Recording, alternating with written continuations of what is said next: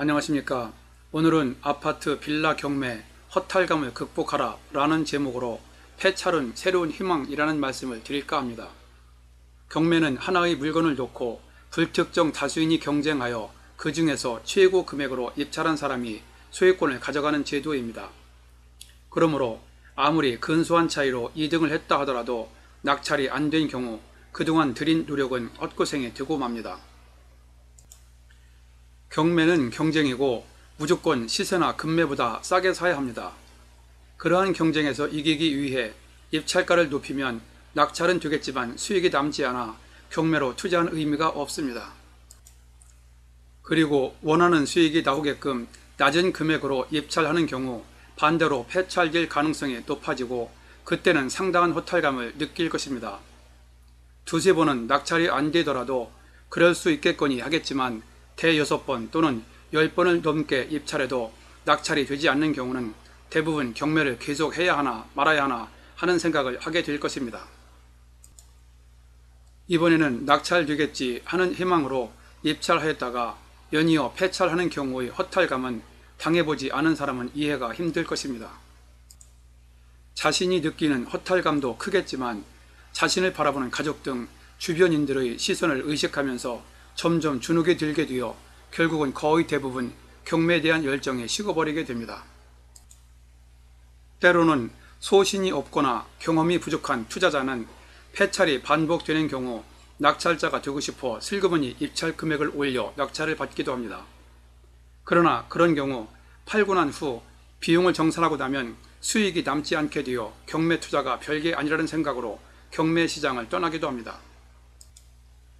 경매 물건에 있어서 상가, 공장, 토지는 일반적으로 경쟁자가 많지 않지만 아파트나 빌라는 큰 문제가 없는 한 전국 평균 인기 지역의 경우 10명 내외에서 20명 정도 또는 30명 이상 경쟁자가 몰리는 건이 대부분입니다.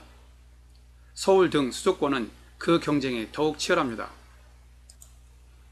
이렇게 경쟁이 많은 아파트나 빌라에 있어서 수익을 보려고 입찰 가격을 낮게 쓰면 낙찰이 어렵고 낙찰을 목적으로 높게 쓰면 수익이 별로 남지 않는 상황에서 어떻게 해야만 성공한 투자가 될 수 있을까요?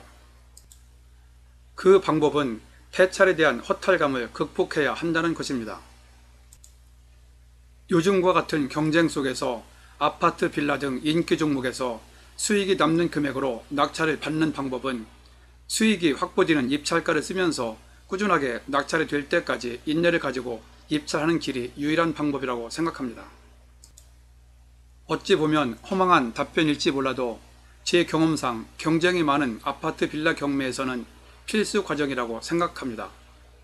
경매는 무조건 싸게 사야 한다고 말씀드렸습니다. 그래서 원하는 수익이 남아야 합니다. 그 원칙에는 초보이든 고수이든 예외가 있을 수 없습니다.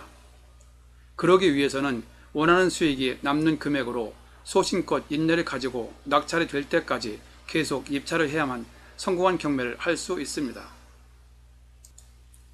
제가 보기에 현재 아파트, 빌라 경매의 경우 지역에 따라 편차는 있겠지만 수익을 보기 위해서는 기본적으로 수도권은 3, 40건 입찰하여 한두 건 낙찰, 그리고 지방은 2, 30건 입찰하여 한두 건 낙찰이 될 정도의 확률로 헛고생, 허탈감을 감수해야 한다고 생각합니다.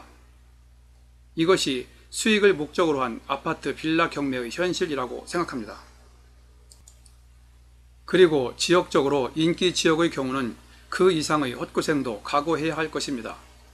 어떤 분은 너무 많은 헛고생이 아니냐고 반문할 수도 있습니다. 그리고 개인의 성향에 따라 그리고 자금 여력에 따라 차이는 있겠지만 입찰하는 날 하루에 몇 건 또는 10여 건 이상 계속 입찰을 들어가다 보면 한 달에 2, 30건 또는 3, 40건은 무난하게 입찰을 할 수 있습니다. 낙찰이 안 된 경우 실패했다고 생각할 수 있으나 폐찰은 실패가 아니고 새로운 희망입니다. 폐찰이 되면 보증금을 당일 즉시 돌려받아 다음 주나 그 다음 주에 새로운 물건에 입찰을 하면 됩니다. 낙찰이 안 되어 허탈할 수도 있지만 다음번에 더 좋은 물건을 만나는 경우도 종종 있습니다. 그래서 폐찰에 대한 실망감, 허탈감을 바로 잊으시고 새로운 물건을 찾아 희망을 계속 이어가야 합니다. 그리고 경매 초기에 자금 여력이 없을 때는 어느 정도 종잣돈이 생길 때까지 포기하지 말고 종잣돈을 모으기 위해 노력해야 합니다. 또한 만약 하루에 2건 이상 낙찰이 되어 혹시 잔금이 부족한 경우는 투자에 관심 있는 지인이나 투자자를 확보하고 있는 현지 부동산과 협의하여 해결 방법을 찾을 수 있습니다. 그리고 그러한 헛고생 또는 허탈감을 극복하기 위해서는 투자 목적인 경우 예전에 말씀드린 대로 작전상 청개구리 방식으로 비인기 지역, 비인기 평수, 비인기 층수를 누리는 것이 좋습니다. 잠시 후 전에 올린 관련 유튜브를 안내해 드릴 테니 참고하시기 바랍니다.